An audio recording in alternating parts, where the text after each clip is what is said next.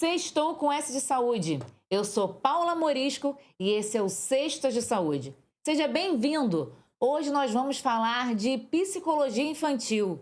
E para essa prosa, para essa conversa, eu tenho aqui comigo a doutora Caroline Barra, psicóloga. Seja bem-vinda, doutora! Muito obrigado, Paula. Muito obrigada pela oportunidade. É um prazer estar aqui com vocês hoje. Mas nós vamos conversar bastante sobre isso hoje. E, como sempre, para brilhantar meu look, eu tô vestindo a Fina Moda Feminina, uma loja bem aqui no centro da cidade de Itaguaí, que tem esse e outros looks que com certeza vão combinar com qualquer evento. E como nenhum look fica completo sem aquele acessório sensacional, você tem que dar uma olhada no Instagram da Idutra Acessórios, onde você encontra essas peças e tantas outras mais. E está precisando de um consultório inteligente? Doutor, você da área da saúde de Itaguaí e regiões, dá uma olhada lá no site da Suprema Consultórios. Suprema Saúde, um cowork exclusivo para profissionais de saúde aqui no coração da nossa cidade. E vamos lá que o assunto de hoje é psicologia infantil. Psicologia infantil é o ramo da psicologia que estuda o desenvolvimento mental, emocional, comportamental da criança desde o nascimento até a adolescência. E pode focar em como elas sentem, aprendem, interagem, para identificar distúrbios, apoiar comportamentos, melhorar o desenvolvimento, orientar pais, porque às vezes os doentes somos nós, e lidar com as questões e dificuldades da aprendizagem, agressividade, ansiedade e problemas familiares. A gente vai abrir a caixa preta da psicologia infantil hoje, doutora. É isso? É isso aí, galera. Vamos lá. Então conta pra gente começar, como que foi que você começou na psicologia, como que você entendeu uma apaixonada pela psicologia infantil? Então, a psicologia infantil ela entrou na minha vida foi através da pedagogia, né? Porque minha primeira formação é pedagogia. Olha que legal. Não fazia ideia que escolheria essa área, tá? Mas você chegou a exercer, a lecionar? Eu lecionei durante 3 anos, mas isso eu vou contar a história aqui para vocês Conta. entenderem, que é o seguinte. A psicologia entrou na minha vida ainda quando eu era criança, porque eu comecei muito cedo, eu frequentava a igreja, e lá, apesar de eu ser muito nova, eu tomei posse de alguns cargos na igreja, e as pessoas mais velhas que eu chegavam até mim para conversar, e aí para desabafar, né? Uma conselheira de alguma forma. Exatamente. E aí o que aconteceu foi que eu já comecei a me apaixonar ali pela psicologia. Só que com 16 anos eu comecei a trabalhar numa empresa de grande porte e lá tinha RH e departamento pessoal. E eu trabalhava nessa área e eu comecei ali a aplicar Sendo testes. psicóloga já? Não, isso eu tinha 16 anos. Olha! Eu fazia essa parte, eu era menor aprendiz. E aí, quando eu fiz 18 anos, eu fui efetivada no setor e aí eu fui fazer o pré-vestibular, essas coisas. Na hora de fazer a matrícula, que eu ia fazer para engenharia ambiental, eu mudei a minha cabeça e falei, não, vou fazer psicologia, porque eu já trabalho com isso, eu já trabalho com pessoas. Já sou psicóloga desde criança. Exatamente. E aí foi onde eu pensei. Uma prima minha fez comigo e ela escolheu a psicologia e me falou ali, esperando, aguardando para fazer a matrícula. Ela me falou, Carol, vou fazer psicologia por isso, isso e isso. Eu falei, gente, psicologia tem muito mais minha cara. E aí eu entrei na psicologia, apaixonei pela psicologia, mas RH, departamento pessoal, Não se gestão de imaginava, pessoas. ainda não se via Nunca. na prática clínica, com paciente. Ainda mais com crianças, porque não era a área que eu atuava, né? E sempre fui apaixonada por testagem, porque eu já fazia isso na empresa. E aí me apaixonei por avaliação, por entrevistas, e assim foi. Quando eu Aí eu morava em Belo Horizonte, né? Aí precisei na época... Porque esse sotaque entrega, né, gente? E aí, de Belo Horizonte... Aí nós recebemos, eu e meu esposo, uma oportunidade para vir para Itaguaí. E aí, quando chegou aqui, eu precisei trancar minha faculdade de psicologia. Poxa. E aí eu falei... É porque mineiro tem muito medo do Rio, né, gente? Então, eu tinha muito medo. O carioca também tem medo do Rio. É verdade. Mas ele ama, ele fica. É verdade. Mas então, como eu não conhecia muito aqui, eu falei, gente, eu não posso ficar parada. E eu sempre tive um sonho, até hoje, tá? Em dar aulas no ensino superior. É uma paixão, assim, que eu tenho. Eu sempre gostei de ensinar. Sou suspeita. E aí eu fui e eu falei, não, eu vou fazer um curso que vai me abrir essa porta. Depois eu faço um mestrado, um doutorado, enfim, e depois termino psicologia. Eu tinha muito medo de ir para onde tinha psicologia, que Fiz pedagogia. Na pedagogia, acabei nos estágios, fui para a sala de aula, me apaixonei por crianças. E aí foi a minha formação. Aí quando eu terminei, voltei a trabalhar com RH por 1 ano. Depois voltei aqui para o Rio, novamente, que eu tinha, nesse meio tempo eu fui para Belo Horizonte, me formei, enfim.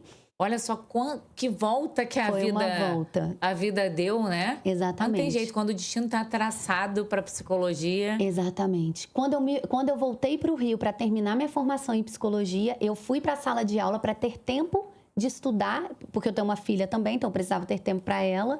E aí acabei me apaixonando.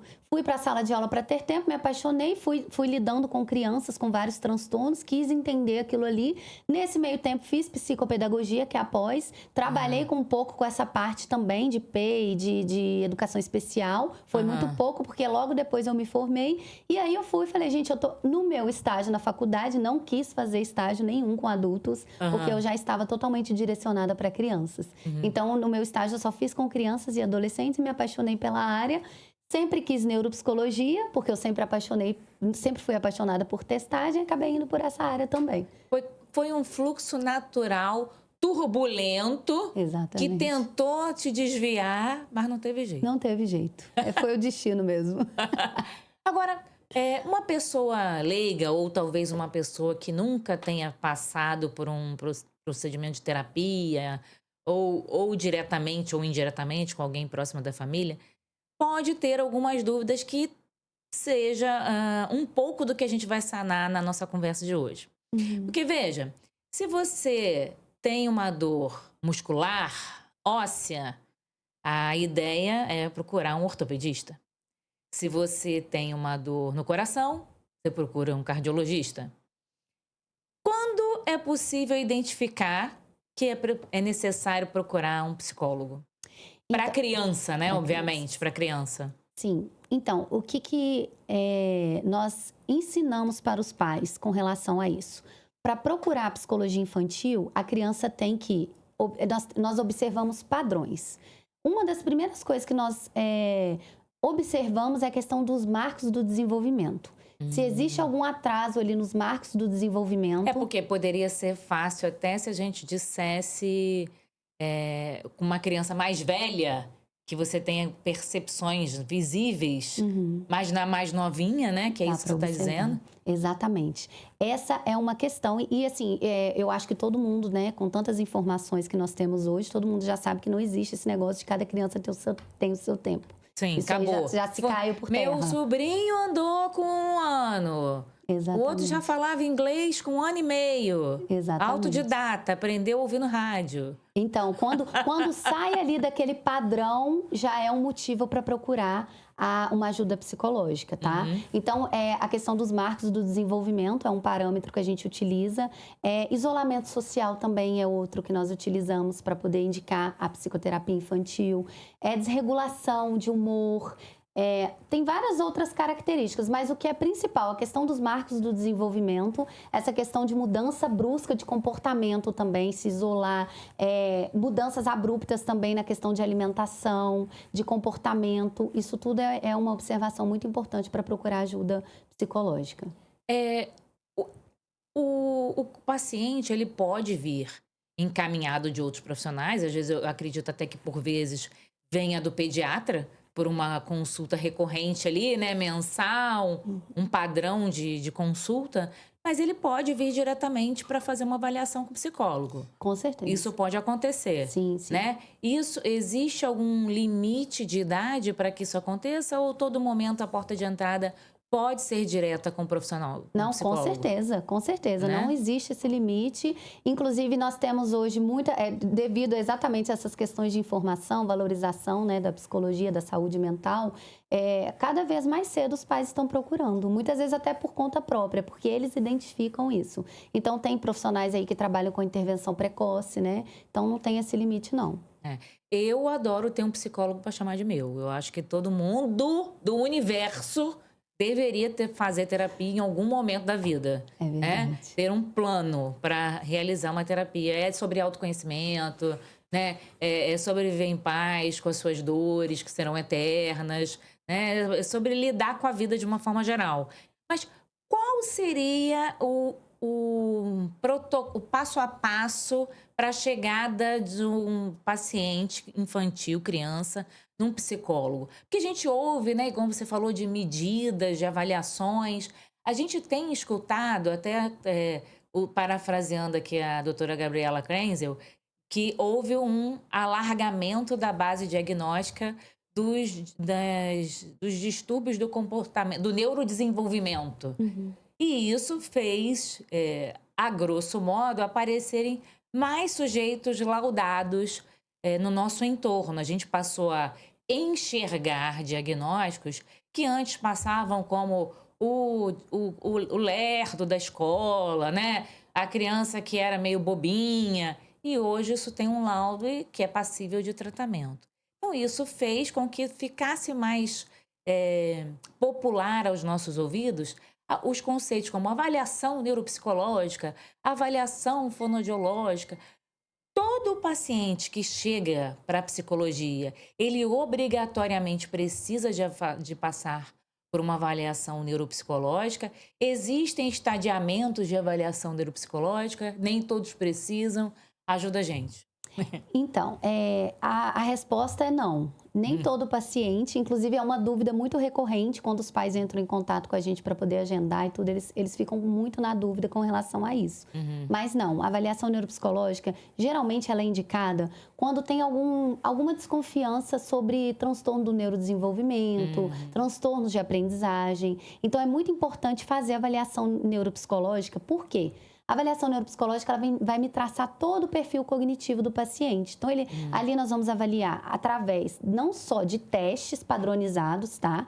Que hoje, inclusive, tem um avanço muito grande com relação a isso. Não só através de testes, mas também de observações clínicas, a entrevista com a família, que é muito importante. Então, nós vamos entrevistar os pais da criança e vamos entender como que foi o desenvolvimento desde a gestação. Então, assim, não é só do momento atual, nós vamos avaliar desde a gestação.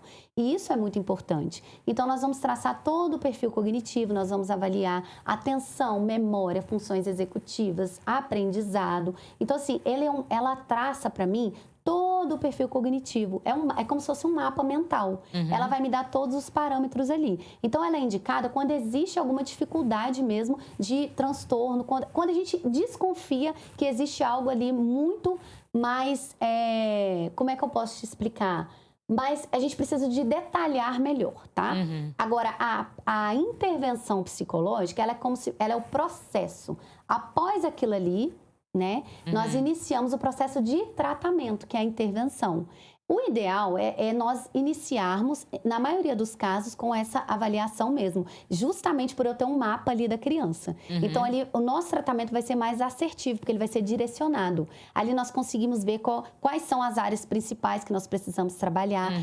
Nós vamos conseguir colocar metas, definir metas, entendeu? Trabalhar com resultados mais palpáveis, né? Exatamente. A partir do momento que você estabelece metas mais métricas, mais criteriosas no marco zero, você consegue observar também de forma mais criteriosa o avanço longitudinal daquele paciente. Seria isso, né? Sim. Não significa que a única avaliação psicológica possível e comum seja a tal conhecida avaliação neuropsicológica. Existem outros tipos de avaliação psicológica, talvez igualmente relevantes, robustas e que são aplicáveis a essa condição. Inclusive, existe também a avaliação psicológica, não só a neuropsicológica.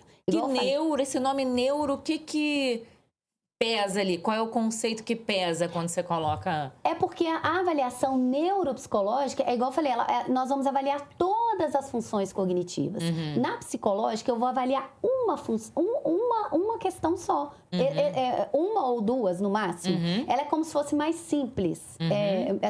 O sujeito não olhar, visto de um ponto de vista complexo. Exatamente. De interação de sistemas. Sim. Por exemplo, uma criança chega ali com dificuldade, por exemplo, voltada para ansiedade. Eu posso fazer uma avaliação psicológica. Eu vou aplicar ali testes voltados para ansiedade. E aí, tá tudo bem. Não precisa de fazer uma avaliação neuropsicológica. E aí, muitas vezes, nem precisa de fazer a avaliação em si. Porque só da gente entrar com a intervenção, nós já conseguimos trabalhar aquilo ali com a criança. E aí a gente tem remissão de sintomas? Não precisa. Agora, se eu iniciar, que acontece bastante, às vezes a criança vem com uma demanda. E quando chega lá, eu percebo nas intervenções, não indico a avaliação neuropsicológica naquele primeiro momento, iniciamos as intervenções e eu percebo que aquela criança não está evoluindo. Aí nós vamos olhar o estilo parental, nós vamos olhar a questão de rotina, tudo isso. A criança não está evoluindo, eu começo a desconfiar de algum, ali dentro da própria intervenção, eu percebo que pode ter uma questão do neurodesenvolvimento, por exemplo. Aí eu não, peraí.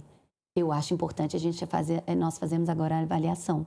Porque aí eu vou precisar de traçar o perfil cognitivo inteiro para descartar ou para confirmar algum transtorno. Tá entendendo? É como se existisse uma avaliação para definir qual é a avaliação que precisa ser. Exatamente. Não é isso? E muitas vezes e já aconteceu também, e aí vai muito do profissional, é claro, na própria anamnese, porque o primeiro contato não é diretamente com a criança. Quando nós iniciamos ali na psicologia infantil, menor de idade, né, de um modo geral, não é só criança, mas o adolescente também, o primeiro contato que nós fazemos é com os pais, com os responsáveis, né, no caso. E aí, nessa anamnese, coletando os dados, aí, não, peraí, isso daqui pode não estar só dentro desse campo só. Peraí, isso aqui não é só comportamental, não. Entende? Então, na própria anamnese... Aí você pensa, ó, tem que avaliar essa questão, essa Exatamente. outra. Peraí, esses comportamentos estão parecendo muito típicos de uma criança que tem TDAH. Aí, na própria anamnese, eu já sugiro os pais a iniciarem com a avaliação neuropsicológica, entende? Então, assim, depende muito do perfil da criança. Vai depender muito da demanda, enfim. Mas aí, respondendo a pergunta, nem todas as crianças precisam de iniciar com a avaliação neuropsicológica. E a avaliação neuropsicológica é só para criança? De jeito nenhum. Tá cheio de adulto precisando de um negocinho aí. Exatamente. E eu vou te falar, tem muitos pais que ficam me pedindo para fazer de adulto. Porque hoje faz em mim, porque eu tenho algum negocinho, Exatamente. gente. Eles descobrem que a criança tem. E aí eles começam, não, mas peraí, esses padrões de comportamentos eu também tive. Nossa, minha infância E aí pode ter dois caminhos, né? Exatamente. Pode ter duas interpretações. A gente já até conversou isso aqui em outros programas, que isso é bobagem, o pai era assim, né? Exato. A avó era assim, o avô era assim, isso é bobeira. Exatamente. Mas, na verdade, é que todo mundo precisa do mesmo remédio, pode fazer aí duplicar. É verdade. E a maioria de base genética, né? Então, assim, realmente, a chance dos pais terem, ou alguém da família, assim, é muito grande, né? Para a criança ter, né? Se realmente confirmar. Porque a avaliação, ela também, as pessoas acham que a gente faz avaliação só para confirmar. Mas a gente faz para descartar também. Não, peraí. Diagnóstico diferencial. Exatamente. Não, essa criança não tem. A gente pode também, na avaliação, falar, não tem nada. Isso daqui é só comportamental. Então, vamos tratar isso aqui. Não é de base do neurodesenvolvimento, nem transtorno de aprendizagem, nada disso. Nós vamos trabalhar, mudar a rotina, enfim. Aí a gente tem que trabalhar voltado para aquilo ali. A avaliação neuropsicológica é uma coisa nova? Ou já existe há muito tempo? Não. A gente que não escutava falar disso. É verdade, a gente não... porque Parece hoje... que nunca se ouviu falar tanto de avaliação neuropsicológica. É verdade. Ou é uma impressão nossa? Mas a gente também nunca ouviu falar tanto de autismo. Exatamente. Nunca ouviu falar tanto de TDAH. É verdade. De, altas habilidades. É porque hoje em dia, igual eu falei, né? Nós temos muitas informações, muitas fontes de informações. Mas a neuropsicologia, ela existe há décadas já. Só que hoje em dia nós temos o quê? Mais pesquisas, nós temos mais testes padronizados. Inclusive no Brasil, nós temos muitos testes aí hoje que são padrão ouro, né? Para avaliar aquela função, para aquela idade. Então, hoje nós temos muito mais opções de testes. Eu acho que a gente está deixando de viver o achismo cada vez mais, né? Porque, lógico que sempre existiu pesquisa científica, mas a pesquisa ela estava muito distante da prática clínica. Parecia que você tinha dois nichos de profissionais que trabalhavam independentes uns dos outros. Então, você tinha lá o cientista, o pesquisador, isolado dentro dos laboratórios, dentro das universidades, e os profissionais que se dedicavam à prática clínica, isolados dentro dos seus consultórios, dos hospitais, que sejam. Mas eu acho que gradativamente, talvez por conta da internet também, né? A internet na palma da nossa mão, a gente começou a diminuir a lacuna entre esses dois mundos. as coisas ficarem acessíveis e a gente trazer para nossa prática clínica. Você acha que tem um pouco disso também? Ah, com certeza. Isso você falou tudo agora. Isso é sem dúvida nenhuma. E assim, eu sempre costumo dizer que existe um mundo antes da pandemia e o pós-pandemia, né? Sim, Que total, depois total. disso tudo, assim, avançaram muitas pesquisas, a questão da saúde mental foi muito mais valorizada, a própria neuropsicologia. Então, assim, depois disso, eu percebo que é muito crescente todas essas informações, tudo isso aí, com esses avanços. Não é de hoje que o CID de doenças mentais é o que mais se afasta as pessoas do trabalho, né? Ela está à frente das doenças cardiovasculares, né? Infarto, AVC, doenças cardiovasculares de uma forma geral. Isso é uma estatística que não fica velha, que não sai da primeira ponta. Porém, ela está avançando o seu campo de ação para as crianças. Como é que está a questão? Será que a gente pode dizer também que as doenças do neurodesenvolvimento, com essa base mais alargada de diagnóstico, podem impactar negativamente nas crianças a longo prazo? Ou talvez, justamente porque elas são melhores diagnosticadas hoje, isso impacta positivamente no desenvolvimento das crianças como adulto a longo prazo? Olha, eu acho que eu Vou por entendi sua partes, vou por pergunta. partes. Eu vou por partes. Vamos ver se foi isso mesmo que você quis me perguntar, tá? Aham.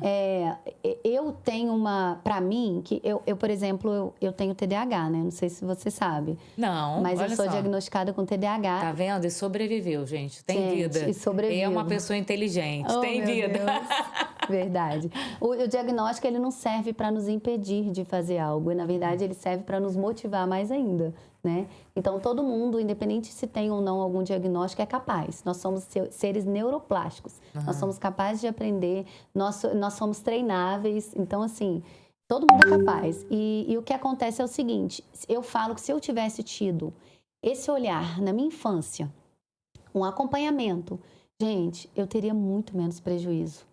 Então, assim, eu tenho diagnóstico... Tinha doído menos, né? Muito menos. Assim, hoje eu faço, né, acompanhamento. Inclusive, estou fazendo a minha avaliação neuropsicológica, tá? Com o meu psicólogo maravilhoso, Márcio. Porque aí é uma outra questão que eu vou até citar esse ponto aqui. As pessoas acham que para ter um diagnóstico necessariamente tem que ter avaliação neuropsicológica. Nem sempre. Tem gente que é porque a gente observa pelos sinais e sintomas. Tá tão transparente ali na vida da pessoa, né? E não existe um exame que vai falar assim, ó, você tem autismo, você tem TDAH, não existe isso. É literalmente sinais e sintomas. Nós vamos observar. Claro que hoje em dia tem pesquisas, principalmente nos Estados Unidos, que eles estão desenvolvendo máquinas, né, para poder conseguir marcadores cerebrais. Exatamente.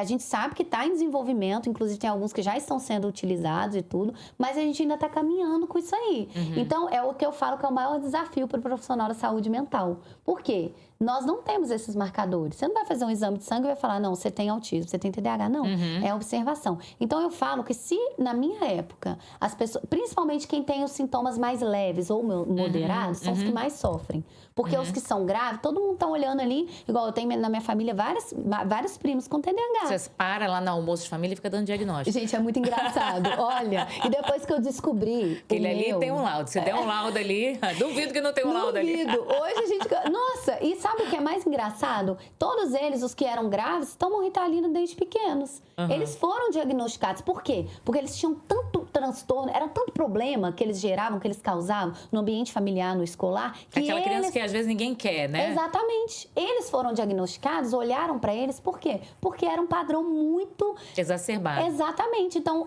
encaminharam para o neuro não precisou de avaliação nem nada, só fechou, entregou a medicação e tal. Só que, mesmo assim, o tratamento não era feito do jeito que nós fazemos hoje, né?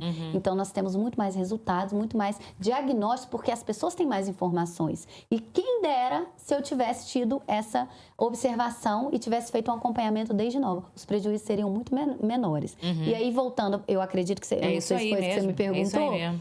Mas, então, as crianças, isso vai mudar o futuro de muitas crianças. Inclusive, foi por isso que eu escolhi focar, para quem não sabe, eu trabalho mais com transtornos de ansiedade, com TDAH, tá? Que é o transtorno de déficit de atenção e hiperatividade, porque eu tenho. E as altas habilidades, porque acabaram aparecendo. Igual você falou Foi o aquele dia. fluxo. Eu fui direcionada para aquilo ali. A gente atrai, eu acho que é a lei da atração, né? Aquela Exatamente. energia que você começa a se preparar para algo e o que o universo te devolve é muito maior do que você imaginava receber. Exatamente. Mas nada mais é do que a energia dos que você está propagando e está reverberando para você. É verdade, eu acredito muito nisso. É isso, com certeza. Eu não tenho a menor dúvida de que quanto melhor, quanto mais perto na lupa a gente observa as pessoas, mais positivamente isso vai impactar a longo prazo.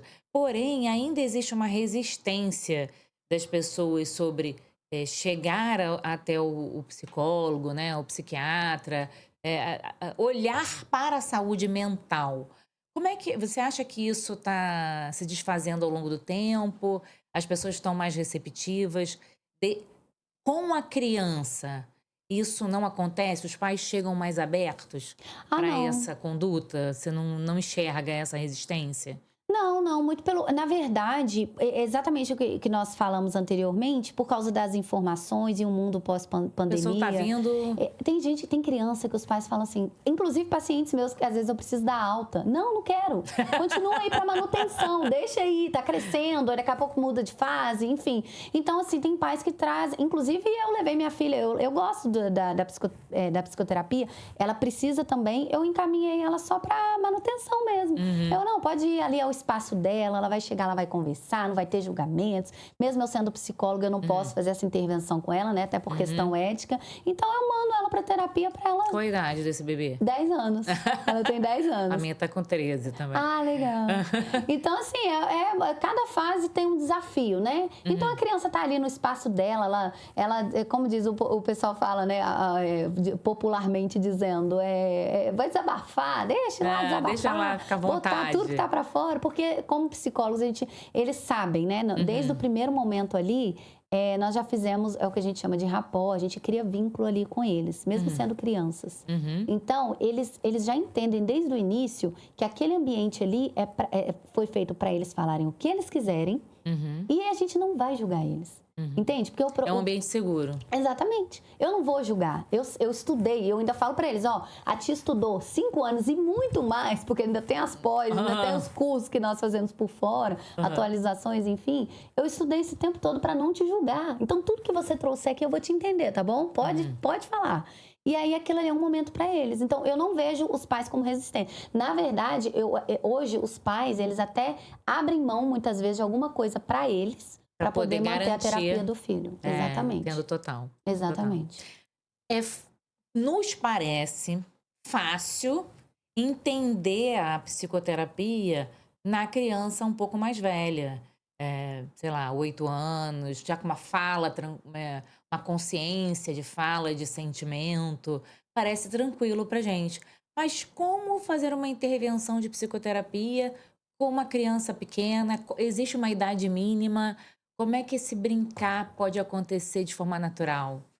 E ser terapia ao mesmo tempo? Ao mesmo tempo. Então, o brincar, ele já é uma linguagem natural da criança, né? Então, assim, qual que é a diferença do brincar no dia a dia e o brincar na terapia? Na terapia, nós vamos enxergar padrões ali.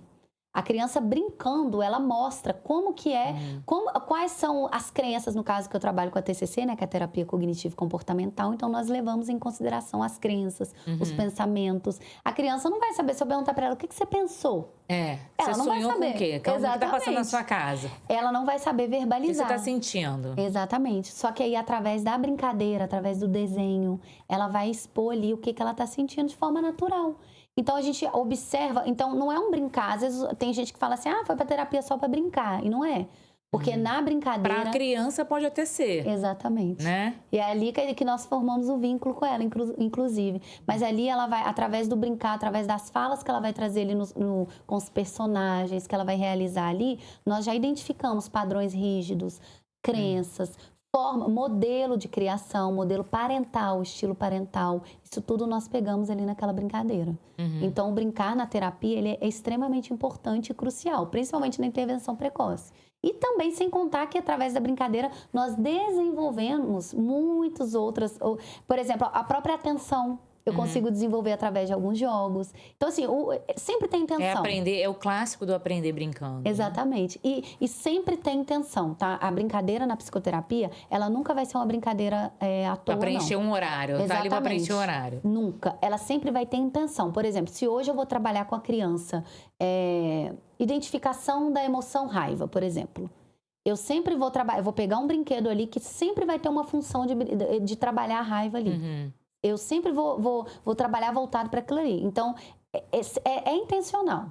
Não é uma brincadeira que eu vou jogar a criança ali e ficar só ali para entretenimento, não. Essa é a diferença do brincar terapêutico e o brincar normal. É tudo planejado, tudo friamente calculado. Calculado. E a criança nem imagina que é assim. Os pais também, muitas vezes, não, né?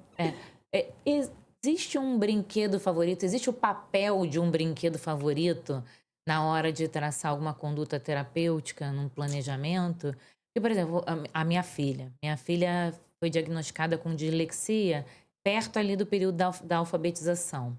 E eu me lembro durante a avaliação neuropsicológica dela, a neuropsicóloga falar que toda vez ela chegava e ela ia direto para um determinado brinquedo.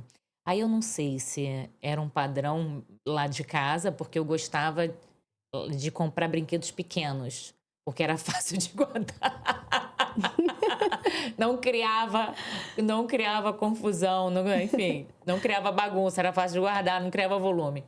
E ela, por sua vez, ia direto nos brinquedos pequenos do consultório lá também. Acredito que já está com 13 anos, não vai dar para a gente saber o que aconteceu na época. Mas eu digo isso, a preferência de um brinquedo, seja dentro do consultório ou que a criança traga de casa, isso tem algum papel mais forte para avaliar dentro de uma terapia, para você usar como ferramenta diagnóstica ou de tratamento dentro da... Com certeza, isso é fato. Porque, igual eu falo, nós temos que pegar o que eu puder ali pegar para me ajudar, com certeza eu vou utilizar isso aí. Então, quando a criança já vem com o seu brinquedo preferido, isso ajuda muito. E aí eu vou fazer adaptações com aquele brinquedo. Eu tenho crianças lá no consultório, por exemplo, aquele quebra-gelo, aquele brinquedinho de quebrar o gelo do pinguim.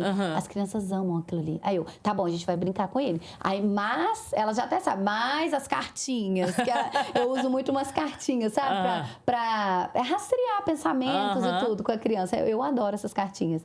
Então, eu sempre vou fazer essa adaptação. Mas o que eu gosto muito de trabalhar, eu acredito que os meus colegas também, psicólogos, a gente utiliza muito, o que a gente chama de família terapêutica. Então, porque ali eu consigo pegar muitas informações com a criança.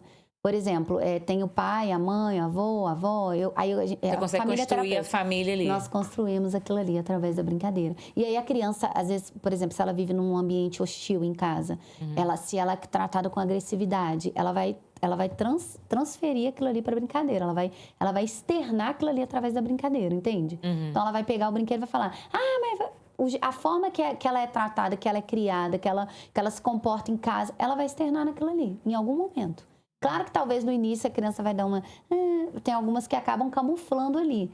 Mas ela, em algum momento, ela vai externar. Ao longo do tempo, Com certeza. Eu não sei, mas eu tenho a sensação de que a psicoterapia, ela não pode ser pensada pelo familiar como uma coisa a curto prazo, né? Sim. Porque a relação de confiança no adulto é uma coisa que você constrói com o tempo.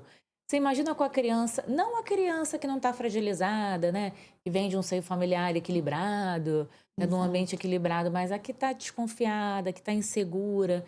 Eu fico imaginando que é um processo de confiança. Você falou tudo. Né? É exatamente sobre isso. E tem crianças, quando eu vou entregar o plano terapêutico, eu sempre monto um plano terapêutico para os meus pacientes após a anamnese, que é depois que eu entendo a história da criança e tudo. Quando eu entrego, eu falo para os pais: isso aqui é flexível. Eu estou te entregando para você entender o que nós vamos trabalhar e como nós vamos trabalhar. Porém, isso aqui pode é o mudar. básico. Exatamente. É o meu plano inicial. Exato. E tem pais também que procuram a gente para psicoterapia e falam assim: com um mês você acha que dá para resolver? Eu falo, gente, eu queria muito. falo assim, olha só, mãezinha, eu gostaria muito de ser uma fada madrinha pra só, enfim. Mas, infelizmente, eu não posso te dar um prazo, porque cada criança, depende muito do desenvolvimento da criança ali. Sim. Não tem como eu falar, vai ser... Nós temos, dentro da perspectiva da TCC, que é a abordagem que eu trabalho, porque, para quem não sabe, a psicologia tem várias linhas de abordagem. A gente teve uma psicóloga que acho que tem uns 2 ou 3 programas atrás, que era Gestalt Gestaltterapia. Gestaltterapia. Aham. Eu falei, nossa, essa aí é diferenciada. É muito legal, Gestalt também. Foi bem bacana, a Cleide Faleiro, beijo. Então, assim, dentro da psicologia, nós temos várias abordagens. A que eu trabalho, por exemplo, que é a terapia cognitivo-comportamental, nós vamos levar isso em consideração. Nós vamos mostrar, geralmente nós temos início, meio e fim, tá? Na terapia cognitivo-comportamental. Mas, às vezes, os pais, a criança vai desenvolver... Por exemplo, ela tem uma estimativa, tá? Para ansiedade, mais ou menos 9 meses, estou dando um exemplo. Mas dentro daqueles 9 meses, pode ser que a criança ela tenha remissão de sintomas bem antes, ou então pode ser que passe, entende? É como se fosse uma estimativa mesmo. Nós tentamos desenvolver dentro daquele período, mas não tem como cravar e falar assim, não, vai ser isso. Não tem como. Até porque durante o caminho podem acontecer algumas coisas que possam ajudar ou atrapalhar o desenvolvimento da criança naquele processo. O ambiente do consultório da psicoterapia é um ambiente seguro. Como lidar com o sigilo e a ética quando você está falando de crianças que têm os responsáveis ali ávidos por informações? Como lidar com isso? Isso é um desafio muito grande pra gente. Porque, assim, inclusive eu já deixo isso bem claro na entrevista de anamnese. Eu falo pros pais, olha só, mesmo sendo criança e adolescente, eu tenho um conselho que me rege, que não me autoriza a quebrar o sigilo. Eu preciso respeitar o espaço da criança e o sigilo é fundamental. O único momento que nós podemos quebrar sigilo, tá? Isso é autorizado pelo Conselho de Psicologia. Quando envolve risco à criança, à vida da criança ou a terceiros. Nesse caso, a gente pode quebrar. Não que eu não possa... os pais, eles estão cientes do processo terapêutico. O que eu costumo dizer? Isso eu deixo bem claro. Porque tem pais que falam, mas o que ela falou? Mas como é que foi? Não, olha só. Eu vou te passar, primeiro, que eu combino com a criança para eu não perder o vínculo com ela e não perder a confiança, porque eu já deixo isso bem claro para os pais. Se eles perderem o vínculo comigo, se eles perderem a credibilidade, pronto, a confiança, acabou. Já era. Eu tenho que encaminhar para outro psicólogo e isso assim eles vão querer, porque eles já é perigoso não confiarem mais em ninguém. Então, o que eu tenho que tomar muito cuidado com isso. Eu não posso falar, desde que, né, igual eu falei, nesse caso eu posso quebrar o sigilo porque envolve risco. Agora, eu mostro para eles o que a gente está trabalhando e eu já combino com a criança antes de sair do consultório. Eu já falo, ó, eu vou passar isso aqui pra mamãe. Que é, por exemplo, ó, nós aprendemos hoje sobre... Legal. É assim que eu faço.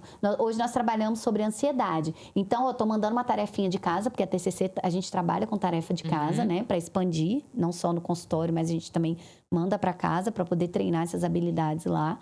Então, ó, tô mandando... É isso que eu vou falar pra mamãe, isso. Aí eu explico o que nós trabalhamos e o que a mamãe e o papai tem que ajudar em casa, ou a vovó, quem seja, o cuidador, né? O que tem que fazer em casa durante a semana, até pra ajudar a criança a fazer a tarefinha. Ponto. Até a atividade que nós fazemos lá, geralmente eu peço uma pastinha pros meus pacientes. Pra eles levarem as atividades e tudo. Se eles falarem, tia, eu não quero mandar isso pra casa, eu quero que esse fique aqui com a senhora. Vai ficar lá? Eu não vou mandar, porque eu preciso respeitar isso da criança, entende? Então, até com criança e adolescente, a gente precisa manter ali o sigilo. E como gerir essa informação que a criança traz, que a família que é o problema, né? A criança é saudável, a família que é o problema. Como tratar... Agora é sensível. Você me pegou agora abriu a caixa preta de verdade. É verdade. Como tratar a família ou como notificar a família e gerir esse processo de cura familiar. Eu vou te falar Difícil, que né? inclusive tem muitos colegas meus assim que começaram a trabalhar com crianças e desistiram do processo exatamente por essa parte que é muito desafiadora. A gente trabalha muito com orientação parental, né? Quem trabalha com crianças e adolescentes não tem como não ter orientação parental. Que é a orientação para os pais, para os responsáveis. Exatamente. Então, a gente precisa ter um momento ali com eles para poder passar as informações. E o problema é que a maioria das vezes, Os comportamentos da criança estão ligados à forma que elas estão criadas. Os padrões que os pais estão tendo com elas ali, repetindo padrões. Então, assim, eu preciso fazer essa ponte. Olha só, a gente vai ter que ajustar isso. E muitas vezes é o maior desafio. Por quê? Os pais querem resultado na terapia, mas não querem mexer em casa. Por quê? Vai dar trabalho. Vai dar muito trabalho. Vai mexer com a rotina, vai Vai mexer com tudo. padrões que já estão... vai precisar quebrar paradigma, né? Vai precisar resetar a vida. Sim.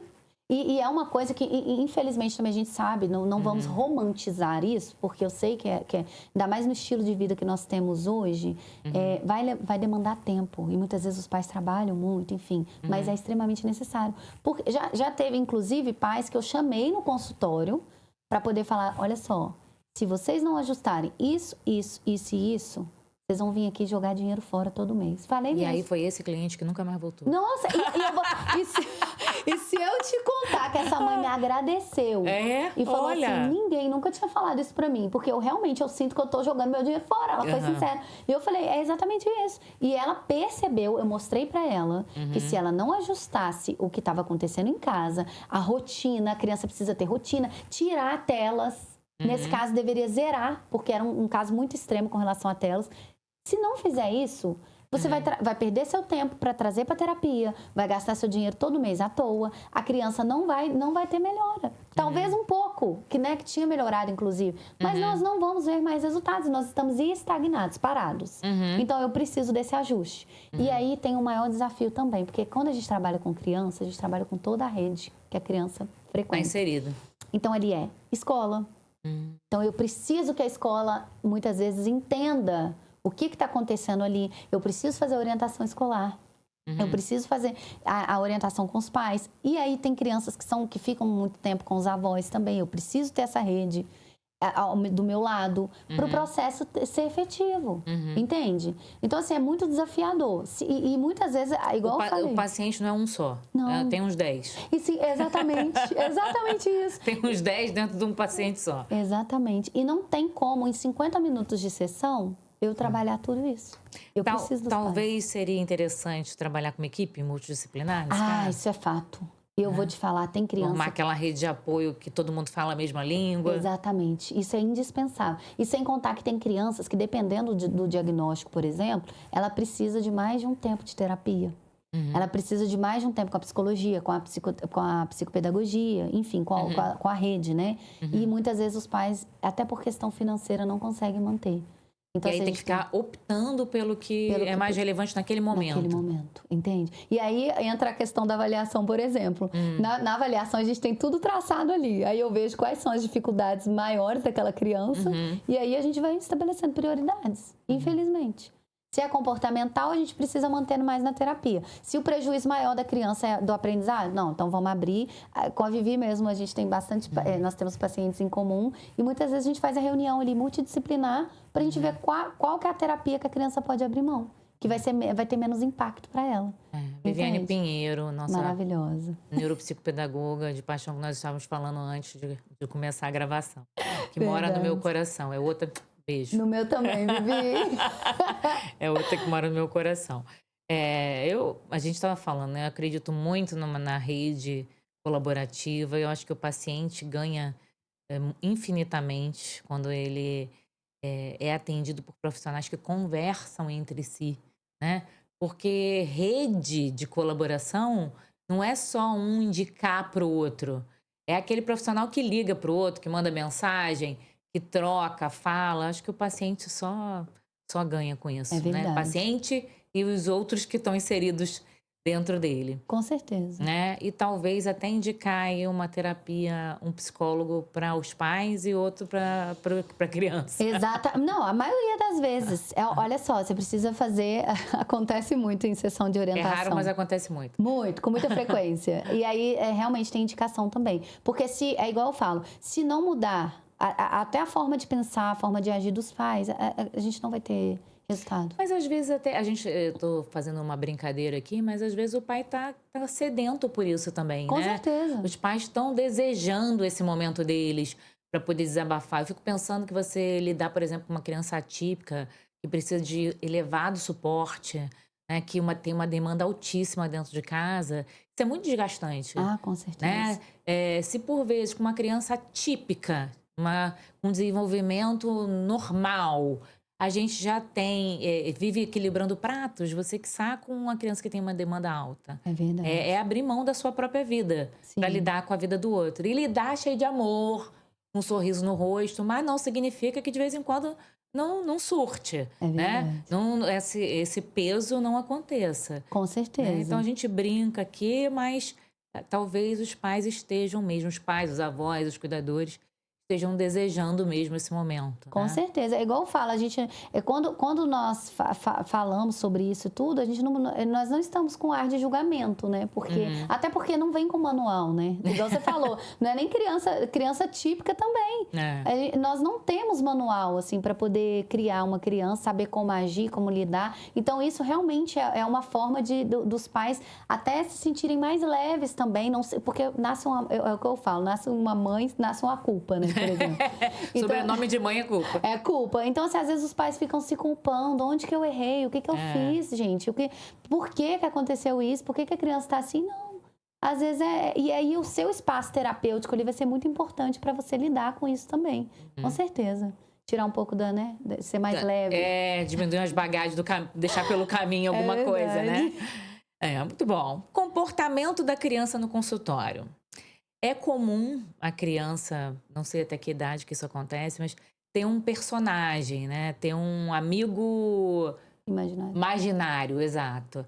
Esse personagem, ele vai para o consultório ou até mesmo a própria criança vai para o consultório como ferramenta terapêutica, como ferramenta de avaliação, ou mesmo a própria criança se comporta de maneira diferente, como se ela fosse em que momento ela é um personagem, não sei, que ela criou. Dentro do seio familiar, ela tem um comportamento, às vezes, elevado, desobediente, né? Tem um comportamento mais irritado. E dentro do consultório é calmo, é tranquilo, ouve. Como explicar isso? O que você dá para a criança quando ela passa na porta? Então, na verdade, isso é comum também, acontece muito. Mas é porque ali ela é um espaço para ela. Então, assim, ali ela vai se sentir confortável. Ela vai estar livre de julgamentos.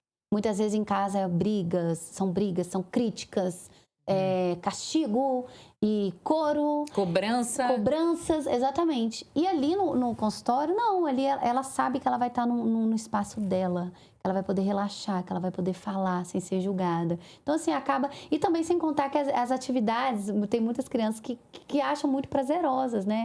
E, inclusive, é essa a ideia. A gente, toda vez que a criança chega... As crianças, elas têm que querer estar ali, entende? Sim. Então, nós, como terapeutas, outro desafio que nós temos é fazer sempre proporcionar... Manter essa energia alta, exatamente. É sempre proporcionar um ambiente acolhedor mesmo para a criança, para ela chegar ali e se acalmar e ter aquele espaço para ela... fazer o que ela gosta. E aí as crianças ficam pedindo para os pais. Eu tenho criança que... eu queria estar aqui todo dia, tia. Aí eu fico toda me achando, né? Mas não é só comigo. Os psicoterapeutas infantis, quando escolhe essa área, já tem que ter isso em mente. Será que é um pouco também de escuta ativa, né? Porque, veja, minha filha tem 13 anos. E eu hoje trabalho muito em home office. Então, mas eu estou em casa, mas estou trabalhando. É lógico que é um trabalho bacana, porque você pode se levantar para beber água, ir ao banheiro e passar no quarto da criança, dar um beijo, é bacana. Mas, por vezes, também acaba acontecendo coisas que eu experimento, que é... Mãe, você ouviu o que eu falei? Que eu tô aqui, ela tá aqui, né? Passou por mim e eu tô concentrada aqui e não ouvi, sem dúvida. Né? Quando foi uma pergunta curta de sim e não, eu respondi. Mas se for alguma coisa complexa, eu não escuto.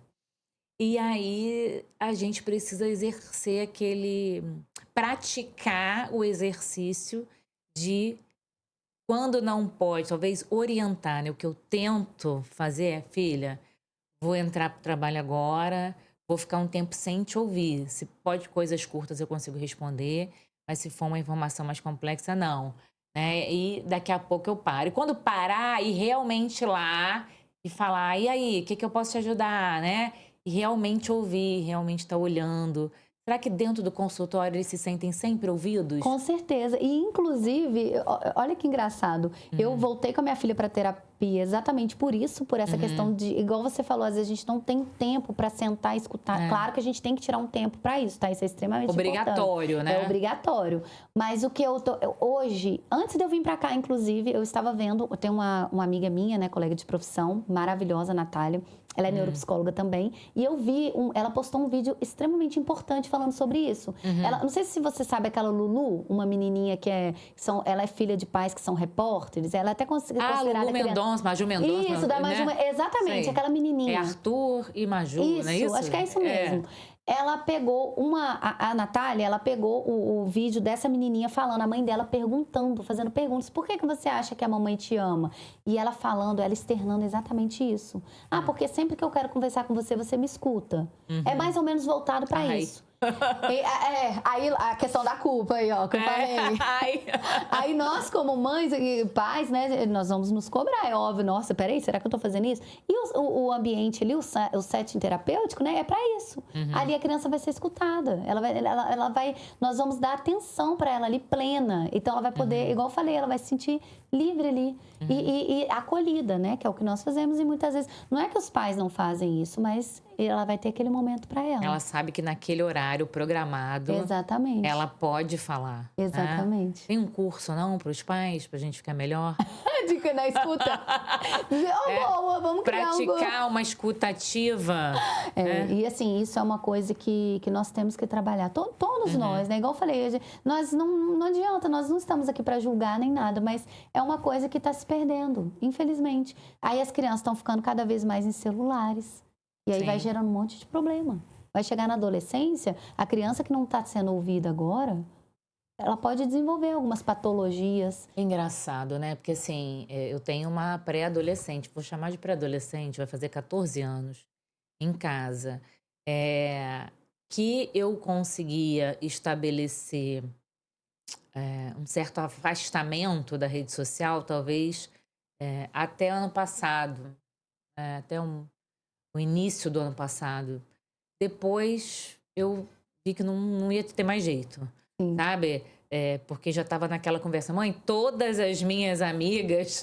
o pertencimento, né? Aquela coisa, a criança está virando um ET já, porque era a única que não tinha as coisas, né?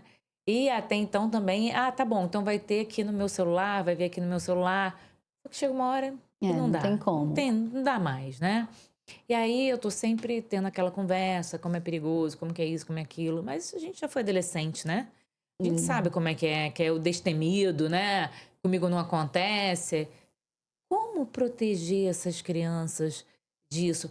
Tem horários, joia. Horários, tá? Bota um aplicativo para saber o que tá acontecendo. Mas não tem limite, não tem como. Não dá para ver tudo. O que a gente vai fazer? Socorro! Então... Socorro! É desesperador mesmo. É desesperador. Olha, eu tô lendo um livro, O Cérebro do Adolescente, que eu sou apaixonada. Eu tô lendo pela segunda vez, até para fazer orientação de pais, porque realmente assim, é desafiador mesmo. Mas eu ainda continuo falando que é extremamente importante a conversa. Eles precisam entender. Eu sei que tem, né, o córtex pré-frontal ainda está em desenvolvimento, não tem maturidade suficiente, mas a conversa, a escuta, o acolhimento, eu acho assim, não é a mãe ser amiga, igual muita gente critica, né, educação positiva. Eu sou uma que critico às vezes porque se não souber aplicar, é um perigo, vira permissividade. Isso, é liberdade com libertinagem. Exatamente. Então tudo tem que ser feito assim, certinho, né? Tem um limite ali.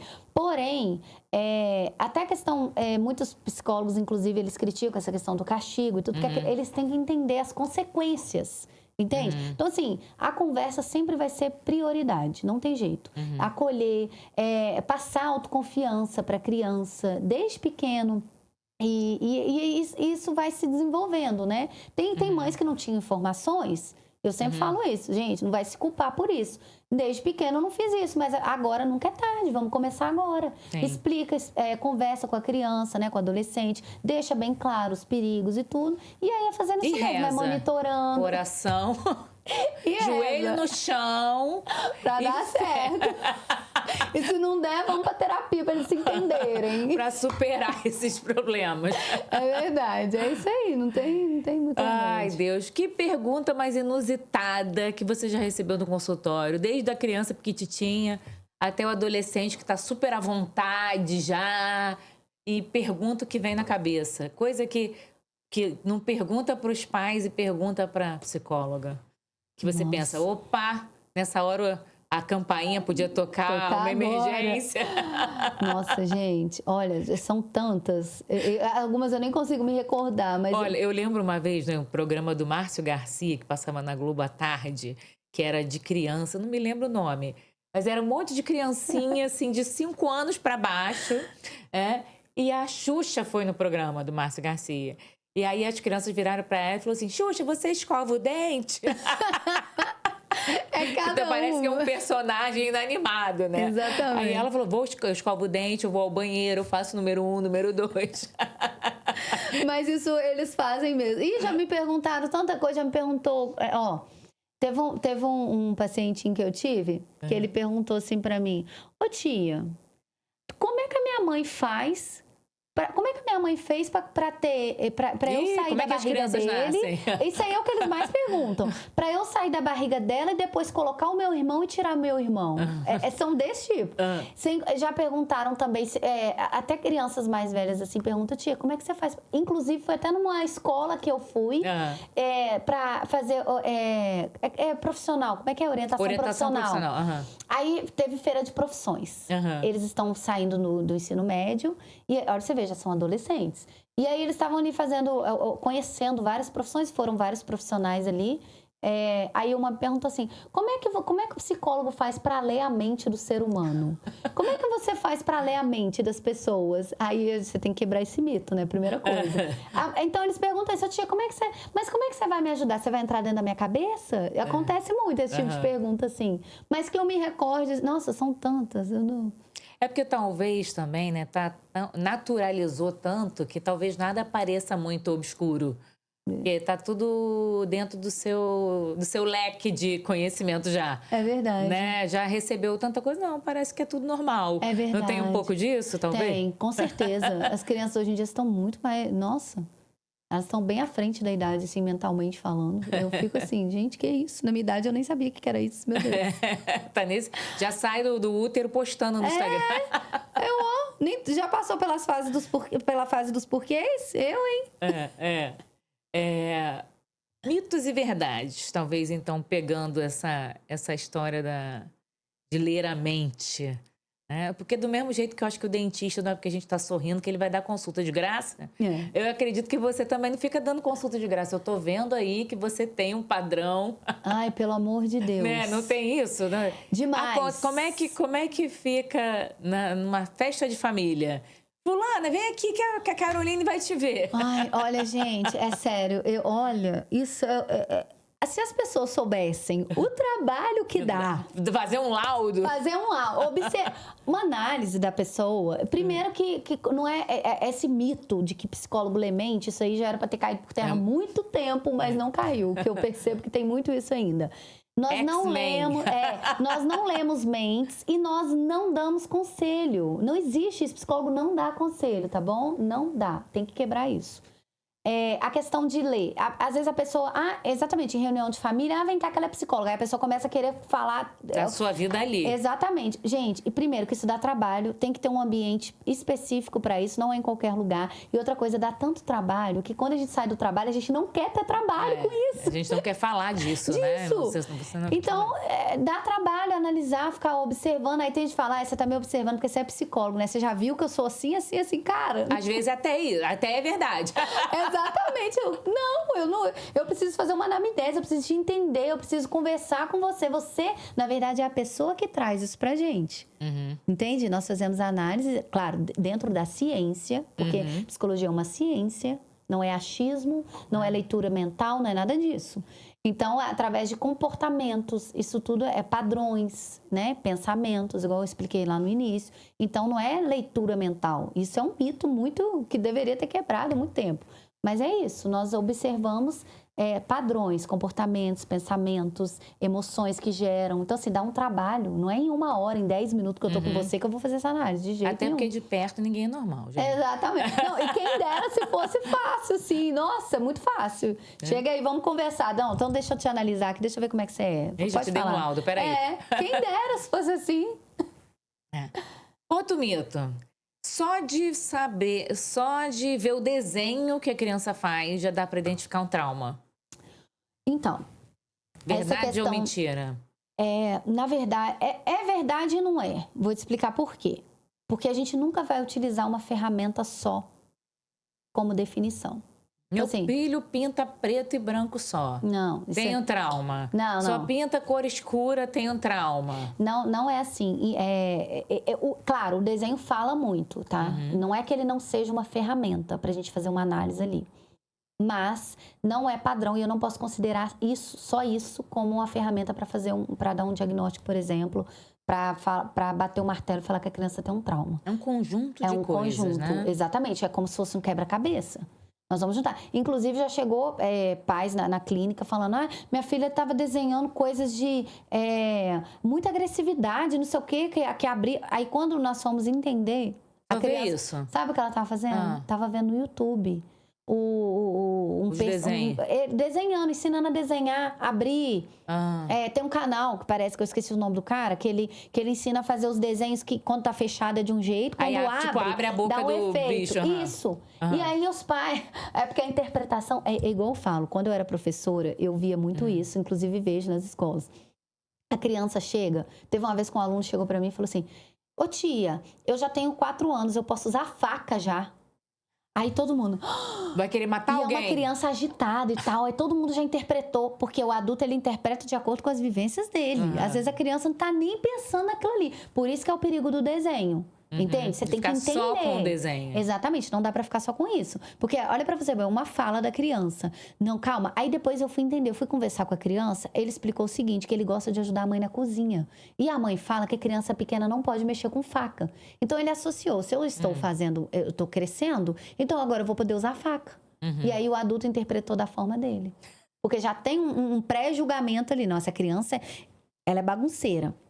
Ela não é obediente. Ela faz isso, faz aquilo. Então, quer dizer que ela tá com agressividade. A mesma coisa. Ué, por que o meu filho tá desenhando só desenho de agressividade? Aí, quando a gente foi pegar, era o YouTube. Mas, e assim, não eram desenhos obscuros, nada disso. Ou então, meu filho não come direito. Mas aí ninguém da família come. Meu filho só come tal coisa. Todo mundo só come tal coisa. E já tentou? Já fez alguma coisa assim pra motivar ele a comer aquilo? Não. Então, assim, aí fica difícil. Tinha um tempo atrás um programa na TV que era alguma coisa Capim, que era o nome da apresentadora. E ela falava que só pode dizer que não gosta se experimentou 5 tipos diferentes. Daquilo ali, de 5 formas diferentes de cozinhar. Então, talvez a gente precise também trabalhar um pouco mais essa nossa habilidade criativa. Exatamente. Né? É verdade. Talvez seja um pouco disso. Meu filho vai para o psicólogo. Sempre que meu filho está no psicólogo, a culpa é minha. Se existe um motivo para ele estar presente, mito ou verdade? Não, isso é mito, com certeza. Não. A culpa é sempre dos pais? De jeito nenhum. Mesmo que a gente esteja falando de uma criança típica, de um desenvolvimento normal, saudável, normal, né? Difícil essa palavra. O que é normal, né? O que é normal? Mas comum, né? Clássico. Mesmo assim, a culpa não é dos pais? Isso é um Pode mito. ser, pode não ser? Não, é igual nós estávamos conversando, né? Não é que a culpa é dos pais. Existem coisas que a gente pode fazer para ajudar a melhorar aquilo ali. Mas a culpa a gente não pode falar que são deles, né? Existem algumas formas ali que a gente pode dar um ajuste ali para evitar tais situações. Mas é que eu falo isso com as mães dos meus pacientes, porque às vezes as mães já vêm com a culpa chorando e tal. Falando, a culpa embutida no sobrenome. Exatamente. Eu falo, não, até hoje, deixa eu te falar, a partir do momento que eu estou te orientando, na verdade não é só orientação, na verdade é uma troca, porque eu vou sentar com eles, nós vamos ver o que é bom, o que vai dar ali, o que vai servir para a dinâmica deles. Tanto que isso aí para um paciente funciona, para outro paciente pode não funcionar, entende? É muito subjetivo. Então, quando nós sentamos para, a partir de até aqui você não sabia disso. A partir de aqui, daqui para frente, Aí, se você não fizer, aí vai ser por sua conta e risco. Porque até então você não tinha informação, agora você tem. Entende? Então, assim, né, não é sobre isso, não. Isso aí é um mito. Sempre, a gente até já falou disso, mas seria interessante, sempre que a criança fazendo terapia, os pais fazerem também? Ah, com certeza. Nossa. Isso é... Nossa, seria Se muito... fosse se pudesse escolher, né? Se a tomada de decisão fosse sua, você sempre colocaria toda criança que vem, colocaria os pais também, os responsáveis diretos para fazer terapia também? Sem dúvidas nenhuma. Meu sonho. Com certeza. Isso é sem hesitar. E aí, os pais, né? Eu sempre vou trazer aqui para minha realidade. Lá em casa somos eu, meu marido e minha filha. Mas a gente tem o nosso entorno lá, meus sogros, meus pais, que são ativos ali na vida da minha filha também. Se fosse o mundo ideal, todo mundo que está envolvido também faria terapia ou só aquele clã? Tô falando de um cenário perfeito. Ai, com certeza. Bota seria todo muito mundo, bota até a perfeita. cachorra. Por favor. E, nossa, ia ajudar tanto no processo terapêutico, no desenvolvimento daquela criança. Ai, meu sonho, Paula. Eu tô te falando de verdade. Na prática, isso não vai funcionar, né? É muito raro. Mas eu acho que talvez seja uma coisa a se pensar a longo prazo. Da escolinha parental. Eu acho que poderia ser uma coisa interessante. Porque às vezes a gente está precisando de ajuda, sabe? Sim. E eu vou te falar que tem profissionais que fazem esse tipo de trabalho. Essa escolinha? Já tem. Aqui na cidade? Aqui em Itaguaí eu não sei, sinceramente eu não sei te falar. Mas eu já vi na internet mesmo, colegas, congressos que eu fui, conversei, troquei ali com colegas da mesma área, que eles fazem clínicas, tem muito isso, deles fazerem grupos de orientação de pais, a própria equipe multidisciplinar montar pastas de documentos, tudo isso para poder orientar os pais. Então, existe sim, tem cursos, tem até... Pela internet mesmo, online. Esses médicos aí, principalmente que trabalham com autistas, sempre tem. É muito eu fico imaginando que aí. seria uma sessão tipo sabe? Hoje eu sou Paula, eu estou aqui, sou Paula Morisco. Eu estou aqui hoje para falar. Eu estou há 2 dias sem, sabe? Há 2 dias sem gritar com meu bem. Isso aí. Mas eu confesso que eu estou morrendo por dentro. Algo desse tipo, sabe? Mas tem, inclusive, eu trabalhei numa clínica que inclusive aqui em Santa Cruz, essa clínica. A dona da clínica, ela me propôs fazer isso. Eu achei muito incrível, sabe? Eu acho que seria eu acho que lá tem. Uma coisa bem interessante vai ser feito. De fazer grupos com essas mães. Não precisaria ser semanal, mas talvez um cenário ali mensal ou trimestral, não sei. Tem clínicas aqui que fazem isso. Isso aí eu te garanto. Campo Grande também tem, eu já vi. Então vamos inserir aqui na cidade. É mesmo, gente, bora.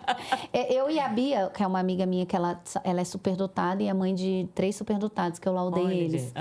Nós montamos um grupo.